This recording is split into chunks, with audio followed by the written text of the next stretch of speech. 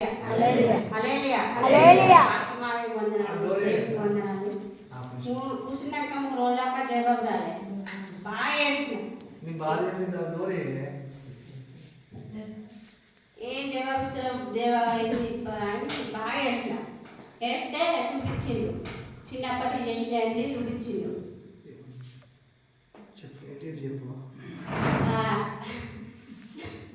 చెప్పు చెప్పు కోపం ఆడి చూపించిండు ఏమో చాలా చూపించిండు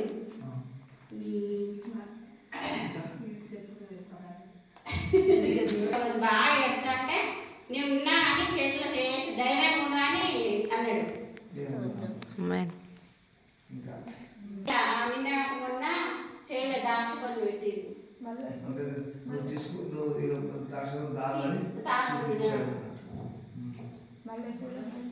మల్లెపూలు కనిపించినాయి ఒకరోజు మల్లెపూలు లెక్క హృదయం ఉంచుకోవాలని ఒక్కోసారి నేర చెట్టు చూపించిండు ఒకసారి వంకాయ చెట్టు చూపించిండు జామ చెట్టు చూపించిండు ముడి తేలి గడిగెక్కిన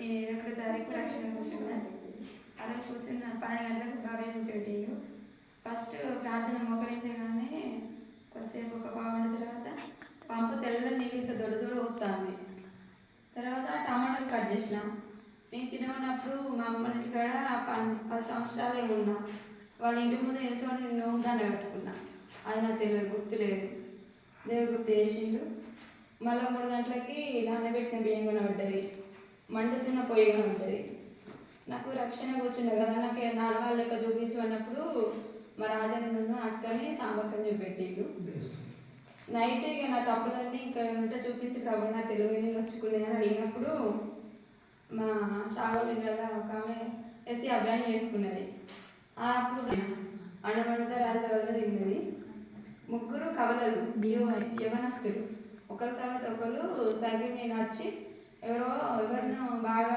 వాళ్ళు బాధలో ఉన్నారు వాళ్ళని ఓదార్స్తారు వాళ్ళకు భూమి అమ్ముడు వాళ్ళ పెళ్ళి కావాలి అప్పులు ఉన్నాయి అట్లా ఓదార్చింది మళ్ళీ ఇక్కడ మెట్ల ముందు బాగా తవ్వి ఇటు ఉన్నారు ఆ 3 చెట్లు తీసుకురాలి నేను ఇక్కడ నాటాలి అని అన్నా ఇక 5 గంటలకు ప్రార్థన చేసి 3 గంటలకు లేచి ప్రార్థన చేసినప్పుడు 5 గంటల సమయంలో మా ఇంట్లో గ్యాస్ బాగా మండుతుంది నేను అంటపెట్టినా కానీ అది మర్చిపోయినా క్రాంతి అని అంటాను దాని పక్కపంటి గ్యాస్ కడుతూ గ్యాస్ చెరి క్లాత్ ఇంకా అదన్నీ కాలిపోయి పొగొస్తుంది గ్యాస్ మొద్దుకాడ కూడా మండుతుంది మొద్దుకాడ మండి టాప్ మన బయటికి పొగలోకి వెళ్ళిపోయింది అంతా వెళ్ళిపోయింది చాలా నాకు భయమైంది క్రాంతి చేయగలదు ఏం కాదని ఆఫ్ చేసిండు నాకు ఏదైనా రక్షణ వస్త్రం లెక్క చూపించమన్నప్పుడు తెల్లని వస్త్రం కనబడ్డది ఆయన ఒకటి ఆయన పెద్ద యవనస్తుడు అయ్యాడు ఎత్తైన ప్రదేశాలు మీ ఇద్దరమే ఉన్నాం ఆడ స్మూత్గా ఉండేది బాగా మమ్మీ మనం ఎక్కడే ఉండాలి అంటే నాకేమి కింద పోతే మస్తు ఎత్తైన ప్లేస్ ఉన్నాం మా వాళ్ళు ఎక్కడో లోతులు ఉన్నారు మమ్మీ మనం ఎక్కడనే ఉండాలంటాను కానీ నాకు లోపల కింద కూర్చుని భయం అవుతుంది కానీ నేను ఆయనకి చెప్తలేను సరే నాన్న ఇక్కడనే ఉందామన్నా ఆయన నేను చాలా స్మూత్గా ఉన్నది మళ్ళీ సాయంత్రము జామ పండు తిన్నా 3వ రోజు పొద్దున్న బట్టలు ఎండేస్తున్నా ఇక్కడ చర్చి ముందు ఇక్కడ ముందు ఒకటి మట్టి ట్రిప్ పోసినది దాని మీద 3 ఎలిమెంట్లు ఉన్నాయి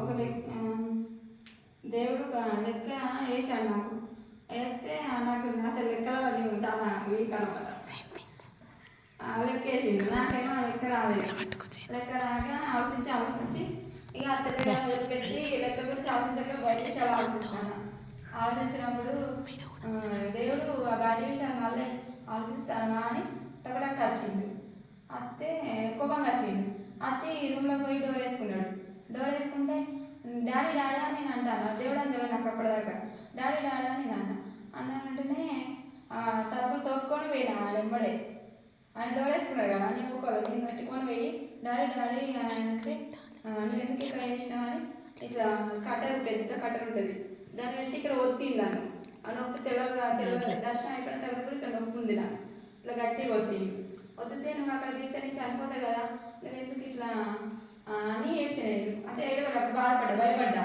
మళ్ళీ ఇక్కడ పెట్టిండు 2 కట్టెలు ఇక్కడ చేస్తానని ఇక్కడ చేస్తే కూడా నేను చనిపోతావు కదా అని ఇక ఏడ్చిన నేను ఏడితే అప్పుడు దేవుడు డాడీ నేను అట్లా చేస్తే నేను చనిపోతా కదా అని నేను అన్నప్పుడు ఇక దేవుడు ఏడ్చిండు ఫేసు అట్లా అవ్వాలి కానీ ఇట్లా కూర్చున్నాడు నువ్వు ఎందుకు ఇలా వేసినావు నేను నెమ్మదిగా తీస్తున్నావు కదా అని స్వయంగా వేసిన ఇక్కడి నుంచి ఇక్కడ దాకా కన్నీటి చుక్క వారింది ఇక్కడ దాకా వచ్చింది చుక్క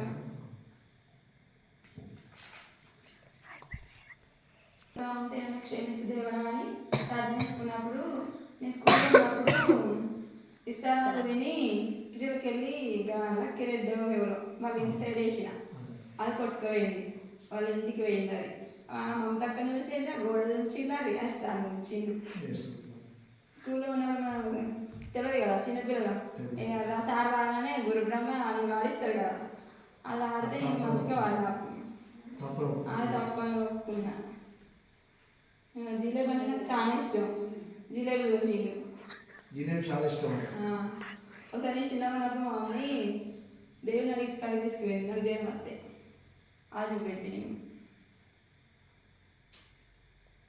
మళ్ళీ సాయంత్రము దేవుడు ఒకటి ఇక్కడ వరకు తెల్లని కుర్చీలు వేసిండు ఇక్కడ నాకు కుర్చీలు వేసిండు దాని పక్కకి లోతుగా నాకు దానికి చాలా డిస్టెన్స్ ఉంది లోతుగా మురికి కాలు ఉండేది బిడ్డ ఈ కుర్చీ వరకే నువ్వు పోవాలి అది పోవద్దనంటే నేను పోను అని నేను చెప్పిన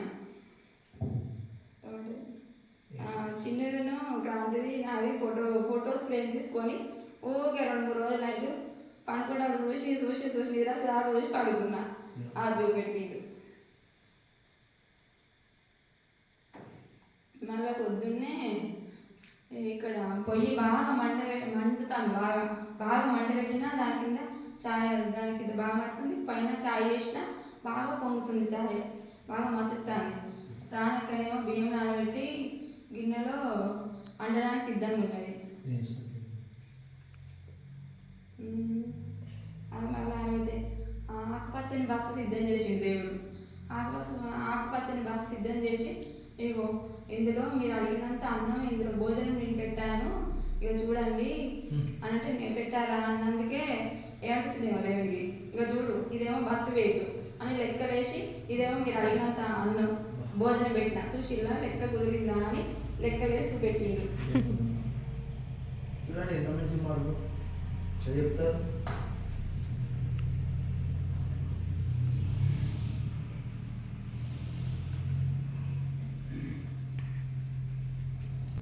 రోజు ఒక దర్శనంలో రాజన్న అంటుండే పరకల పెద్దమ్మతోటి నాకు రానుకోని ఖర్చులు ఇంకా సరిపోతలేవు ఇంకొన్ని ఎక్కువ అమౌంట్ కావాలి అని అంటాడు నాకు అప్పుడు ఏర్పడి వచ్చిందంటే నేను లెక్కేసిన నేను కూడా లెక్కేసి 150 రూపాయలు ఇవ్వాలి కదా 200 ఇవ్వాలి అనుకున్నా అది బాబాయ్ లెక్క అనిపించింది చర్చికి ఇంకా కొంచెం అమౌంట్ ఇస్తే బాగుండు క్రిస్మస్కి డబ్బులు సరిపోక బాబాయ్ అడగలేక ఇబ్బంది పడ్డట్టుగా పడ్డది ఒక ముసలమ్మ లేచి ఇంకేమున్నది కదా నాకు ఇక నేను అనుకున్న ప్లేస్ ఇంకేమున్నది కదా నేను తట్టకుండా దాకా పోతాను ఇంకేమున్నది నాకు ఇక నీలో నేను పోతానని చెప్తాను కదా ఇక ఉల్లిగడ్డ మండి పొగొచ్చింది అందులోకి వెళ్ళి తెచ్చి లోపల బూజు దులిపిన రేఖలకున్న మొత్తం బూజు దులిపిన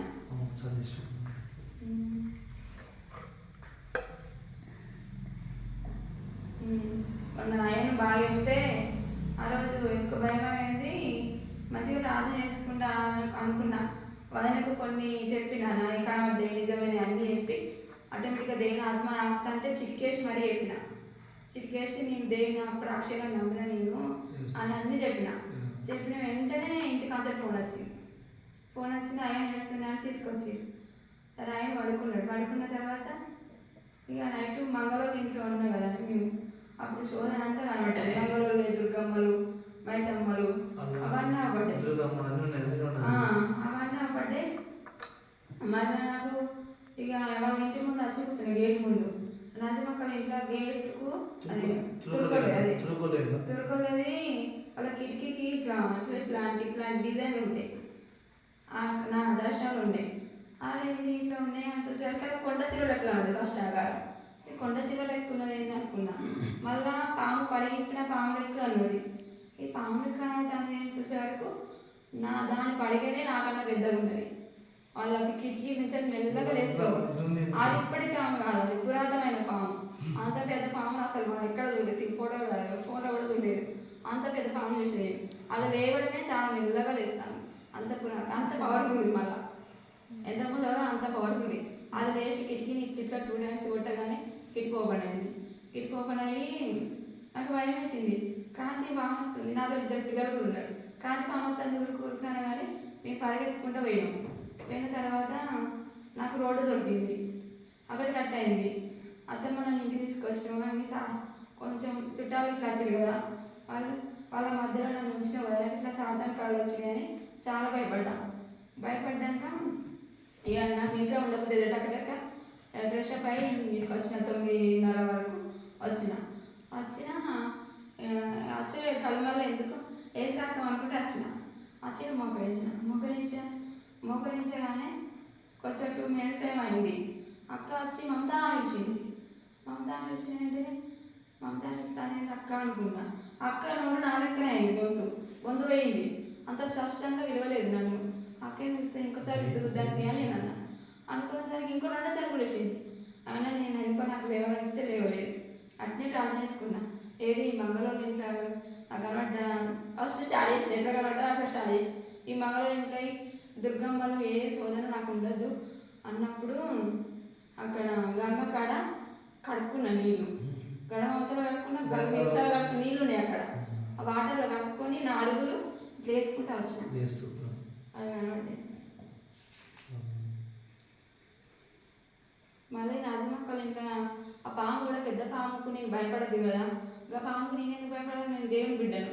నాకు రక్షణ వచ్చినప్పుడు నేను ఎందుకు భయపడాలి అని ప్రార్థన చేసుకున్నా. దేవుడు ఆ పాముని చంపేయి, దాన్ని కాల్చివేయి, నాకు కనబడద్దు ఎప్పుడు. నేను ఒకటి మర్చిపోయాను. ప్రతి నెల నాకు ఆదివారం అది 10వ తారీఖు చిట్టి ఉంటుంది. వారింట్లోకే పోతుంది. 10వ తారీఖు నేను ఎప్పుడు సిక్ అయ్యి వచ్చేదాన్ని. మమతా ఏంద్రాన్ని పోయడం మంచిగా పోతావు, వచ్చేటప్పుడు ఏమిట్లా వస్తావు, పేషెంట్ లెక్క వస్తావు అని అక్కడి నుంచి చాలాసార్లు అన్నది. లేదు చూపించలే కానీ నాది అక్కడి నుంచి ఇట్లా అవ్వలేదు కదా. ఆడికి పోయినప్పుడు అట్లా అయ్యేది నాకు. దాన్ని కాస్ప్రభ అన్నప్పుడు ఒక పండు మిసలైనా చనిపోయేది. ఏం ప్రభు చనిపోయినా అన్నప్పుడు కుండాలు ఉన్నది, నిప్పున్నది, నిప్పులో నుంచి పోవచ్చింది. పోవచ్చినప్పుడు ప్రభు చనిపోయింది కదా అనుకున్నప్పుడు నేను అన్నం తిన్న తర్వాత నేను మళ్ళీ కొంచెం వెళ్ళుకొచ్చింది. దేవుడు ఈ మంగళూరు ఇంట్లో ఆడంతా నాకేమీ నేనేం దేనికి నేను భయపడద్దు, నాకు అవన్నీ గుర్తు రావద్దు, ఆ శోధన అంతా నా వెంట ఏమి ఉండద్దు అన్నప్పుడు దేవుడు మంచి వేరే తిక్కు కలర్లో ఉన్న మంచి దానిలో పండించింది. నేను దాన్ని తిన్నా. నేను నైట్ వాగ్దానం కోసం అడుక్కో అన్నాడు. వాగ్దానం కోసం అడిగినప్పుడు దేవుడు ఇటు బైబిల్ తెలియగానే ఇటు తక్కువ పేజీలు ఉంటే ఇటు ఎక్కువ పేజీలు ఉన్నాయి. ఇటు తక్కువ పేజీలు ఉంటే ఇటు ఎక్కువ పేజీలు ఉన్నాయి. ముంగటేసీలు ఇట్లా బ్లాక్ అక్షరం ఉన్నాయి కానీ చదువుతున్నాడు దాన్ని. అలాగా దేవుడు నాకు వాగ్దానం అన్నప్పుడు అన్నాడు కదా, ఇచ్చాను అని 3 సార్లు అన్నాడు. దేవుడు నాకైతే ఇచ్చానంటాను, నాకైతే తెలుస్తలేదు అని అన్నప్పుడు ఇచ్చానక నాకు ఇవ్వు ప్రభు, నాకైతే తెలుస్తలేదు అని మళ్ళీ ప్రార్థన చేసినప్పుడు నీ మందిరంలో నేను నివాసం చేసేదని అన్నాడు.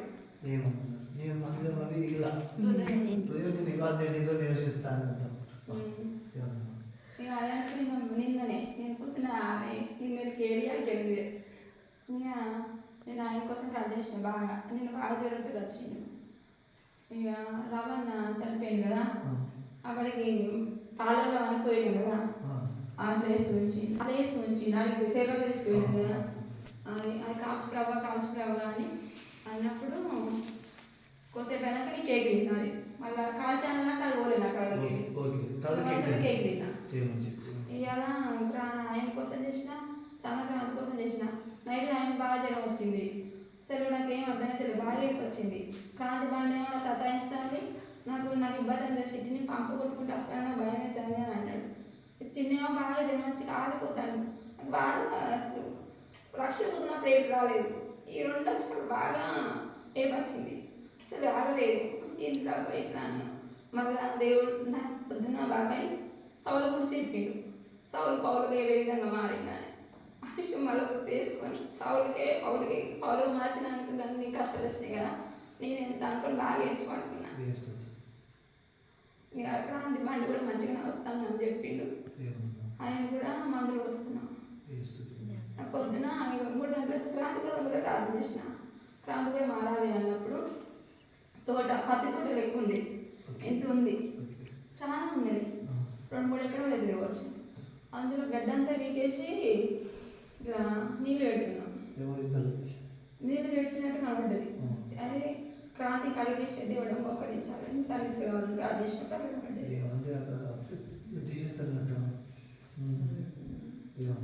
ఇవాళ మధ్యాహ్నం ఎంత అనుభవం వచ్చిందమ్మా? కొంచెం అనుభవం, కొంచెం అనుభవం కదా. దేవుడు హల్లెలూయా. ఎందుకు చూపించారు ప్రభు? చదివిద్దాం చెప్పి ప్రార్థిస్తున్నాను.